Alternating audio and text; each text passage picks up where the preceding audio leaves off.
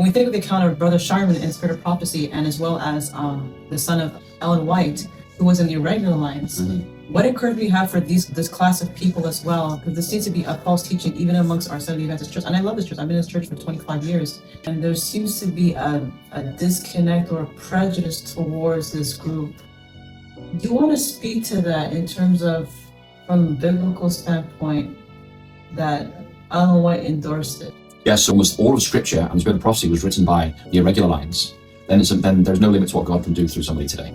But the other issue about irregular lines is, if you only have the regular lines, if people can only engage in ministry officially through the regular lines, then those in control of the regular lines have immense power. Yeah. And the people involved, like the pastors, for instance, if they understand that there is no other option for ministry other than serving with a conference, and if one conference gets rid of you, then they'll make sure you don't work for any other conference. Yes. What that does is it mutes the pastors. Correct.